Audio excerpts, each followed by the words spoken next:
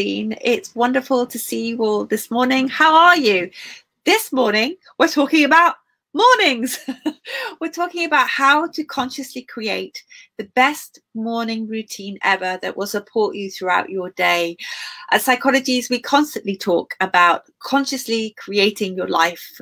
I mean, I don't know about you, but often we're on autopilot. We just do what we've always done. We keep on having the same old habits, and creating change, although psychology is all about creating change can be really, really difficult. We kind of keep going back into our normal grooves of behavior, but we need to let ourselves off the hook a little bit. It's all to do with neuroscience.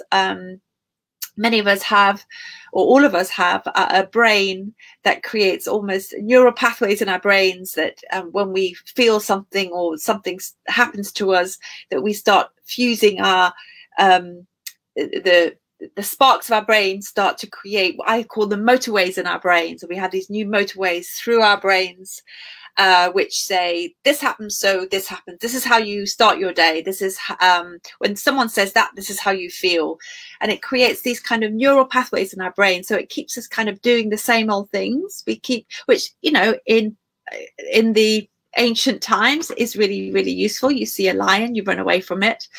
But what we want to do differently, I think, is to start creating new pathways in our brains, new ways of thinking that can support us in better ways, rather than just be reacting to life, that we can start creating our lives. And the great news is all the science, the new science that's come up in the last 20 or 30 years or so, is showing that the brain is plastic. The brain is, it's called neuroplasticity. I can never say it, neuroplasticity, but it means when we think new thoughts, we can create new neural pathways in our brain.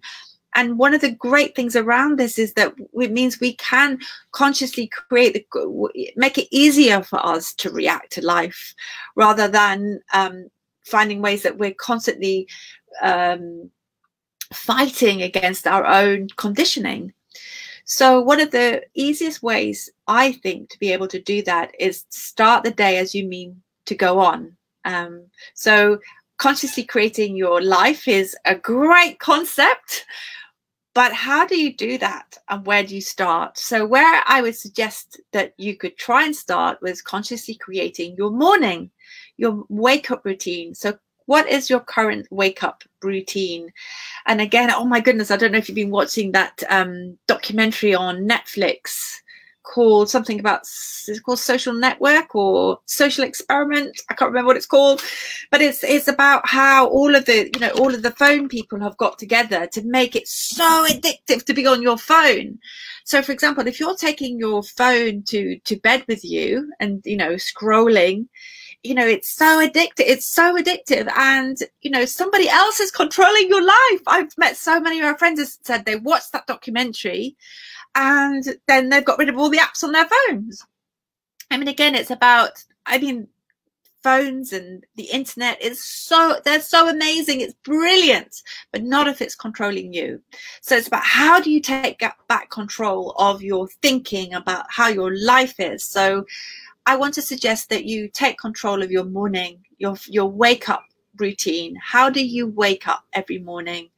So I in the magazine this month, I've written about my experience with Wim Hof. I had the pleasure of interviewing him. He's the Iceman, and he has this breathing routine. He's got this breathing app. So I know it's my phone and I know it's an app. But oh my God, it's absolutely unbelievable. So I've been taking cold showers. I've been, you know, using this breathing technique, which is sort of 30, well, I've been doing 40 deep breaths 3 times, and then you hold your breath, and there's a whole routine to it. And I've been feeling really energized and full of energy and creative. The other thing that I always do, I've got my journal, and every morning I do 3 pages. I don't know if you can see 3 pages of morning pages. So that was, I interviewed Julia Cameron earlier in the year, who is amazing, but she wrote a book called The Artist's Way. And I have been doing the morning pages probably for about 10 years now. And the idea is, so I think a lot and I'm in my head a lot, which is great, and it served me well, and I'm the editor of a magazine, and I have to think a lot and have to come up with lots of ideas. But sometimes if my thoughts kind of get a little bit out of control, I can kind of convince myself I've got a big imagination. It sometimes is not great. So to do morning pages, which is 3 pages of just dumping your thoughts, doing a vomit, I call it a thought vomit on the page. And because I am the editor of Psychologies, I think, oh my goodness, I have to be positive and all of these things. But sometimes I'm really negative in the morning. I'm sure it's just blood sugar. But so for me to be able to just vomit all my negativity, all my nonsense on the page, and by the time I got to the 3rd page, I'm feeling a lot better. I'm almost coaching myself out of it. But it's allowing and acknowledging how I feel. So, you know, Julia Cameron talks about building a relationship with yourself. So it's wonderful to, when you're doing it on the page, you're seeing how you feel. You're going, oh yeah, oh, I can see why you might be triggered by it. You notice how you're feeling, and then you get it out. So that's really good. And then I've been doing my Wim Hof breathing, which is physiologically is like oxygenating, I can't say it, my body. If you look on Psychologies TV, you'll see my interview with him, and he tells us why breathing in that way can really help us with our mind and our thinking, and just with generally our mental health. And I know we've just come through lockdown, and they're talking about another lockdown.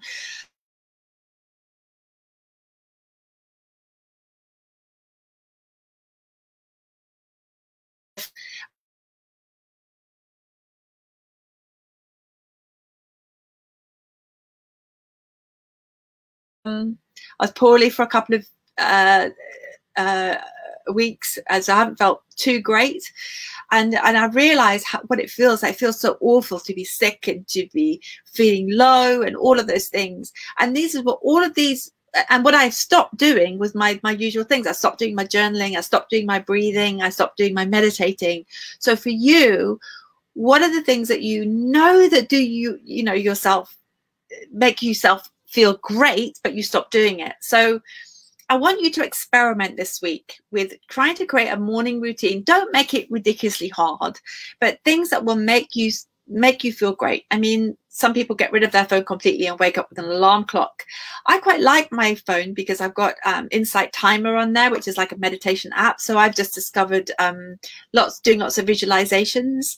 And again, sometimes in the morning, it's so great just to plug in and to listen to an amazing, wonderful meditation that makes you feel really good. If you're not feeling, sometimes in waking up in the morning, and I normally do something called transcendental meditation, which is all about noticing my thoughts. And if I'm feeling a bit grumpy, I really don't want to notice my thoughts. So being able to redirect my thoughts into a kind of more nurturing soundtrack my life really, really helps. So visualization has helped me, although I have done meditation for years. Transcendental meditation is the one that works for me.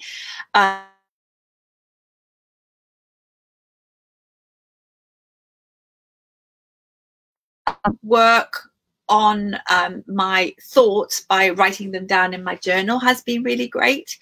I know other people light a candle and set an intention of the day. Some people pray. Some people have flowers by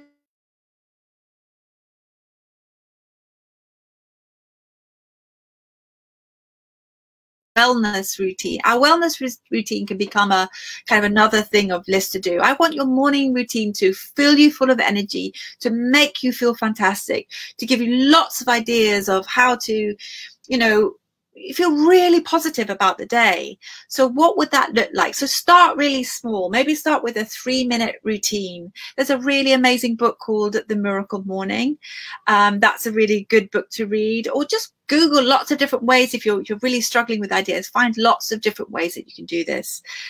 So I really hope that you can experiment this week with creating an early morning routine that wakes you up in a way that makes you feel fantastic. Okay, lots of love, everybody. Have a fantastic week and experiment with your Monday morning routine. Lots of love from Susie Walker.